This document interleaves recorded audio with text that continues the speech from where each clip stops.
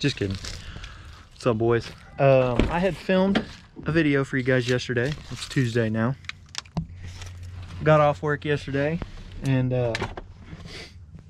had a rough day at work. It was a rough Monday. I was real tired. Feet was hurting good. Back was hurting good. And I got home and I had some medicine. I had a little bit of medicine when I got home.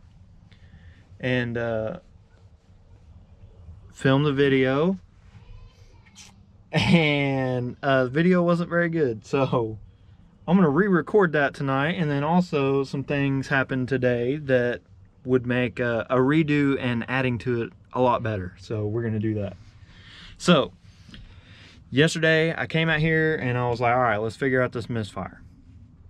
Came out here, played with the tablet, pulled up dash command. I could see like a deal where it monitored for misfires, but I couldn't get it to pull up like a live monitor of it so I could see if a misfire was occurring. But it was running a misfire check the whole time, and it would never cycle a failure on the misfire check. So I don't think it's misfiring. It sounded right just sitting here idling. So I added, I pulled up the codes. I should say that first. Pulled up the code. There was one stored code for brake switch circuit low, which that's kind of weird. I don't know what that's about. I double checked that the brake switch was plugged in, and it's plugged in like nice and good. So it's not that. The only thing that's tapped off of that is the trigger for the push start, to show that your foot's on the brake, you know, right? So don't know what was going on there, but I found that there is a check engine light monitor on here, and basically it just says on or off. So I hid that in my RPM gauge, and so like there's the RPM gauge and then it just says off. So I'll just keep glancing down at that. Whenever that says on, that means I have a check engine light, and then I can easily just read codes, figure out what we got going. So that's good to have. Need to have a check engine light. I remembered I ordered an actual gauge for a check engine light. It's a little light, but it has like the check engine logo on it, and I need to mount that up in here somewhere, but first I gotta find it. So you know how that go. Anyways, so that's the whole misfire situation. Basically, I let it sit here and idle for 10-15 minutes. Never went over 203 degrees, by the way. So it cycled like 3 or 4 times through the thermostat. All that looked cool, but I couldn't get it to misfire or do anything. I revved it a couple times up to like 2,500, 3 grand. Never got it to do anything wrong. So what I'm going to do is I'm going to drive it to work one day that I see fit and see if I can get it to do it again. I don't know. So we're going to move on from that until it reoccurs, until we figure out that we have an issue there we need to address. But to add to that, because that was basically all I recorded yesterday, to add to that, I have an opportunity in front of me. Me and a gentleman by the name of Todd Stark have been talking, and this man owns Stark Fab Works. Stark Fab Works is an awesome shop ran by Todd that creates a lot of custom whatever, and he makes parts for OBS's. One big part being a bracket that bolts down to factory OBS locations. The other one's way back here in the hump in a single cab. You know what I'm talking about. It's the one back here. So he makes a bracket that bolts down to this and then has bolt holes in it for 2014 to 2018 seats to bolt to it. You know how I had to hag mine up to make them, you know, and all that? Okay. Well, his, you won't have to do all that. It's literally like a plug and play bracket. You literally bolt it to the bottom of your seats that you're going to swap in, You bolt those up, and then you set it down here and you bolt it to the floor, and he's got a nice filler plate right here so you won't see all this ugliness like I got.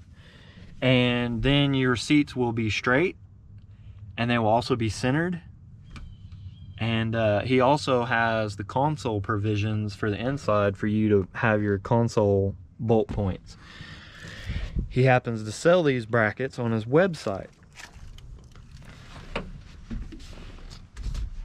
He makes other cool things, like if you're doing an LS swap and you have a drive-by-wire throttle pedal, you know that you have to make an adapter plate for that. He makes one.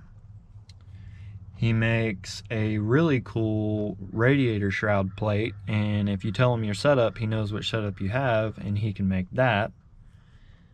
Doesn't have that up on his site yet. Basically, the only thing he has on his site right now is the seat mounts. I've brought it to his attention that he has an opportunity to do really well in the OBS world because of the important custom brackets and mounts that he's making and is able to make a bunch of.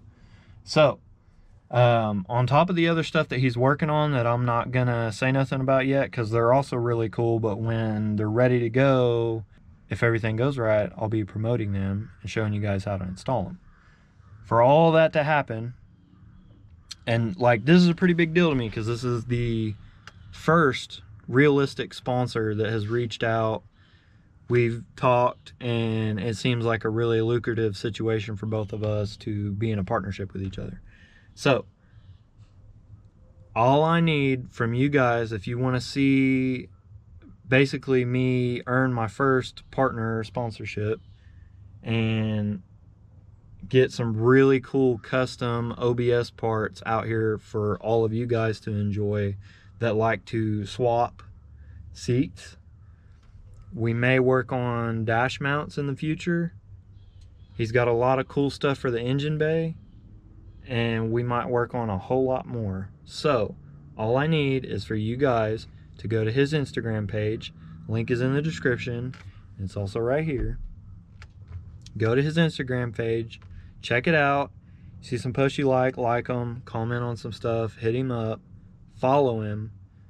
All we need to do is get him over 1,000 followers, and we can show you guys how to install his OBS to 14 to 18 seat brackets. Sound like a good deal? Let's see what we can do. All we need is you guys to go to the Instagram page, follow it, check out his stuff, see what he's got going on. And if you guys are interested in those seat brackets, he has them on his website already. That is also in the description. If you guys pick up those seat brackets, message him, show him proof that you ordered them, and mention my name. We're trying to meet a goal of sales. If we meet that goal, then our partnership works out a lot better for both of us. So, what do you think, guys? If you guys can pull that off for me, that would mean a ton.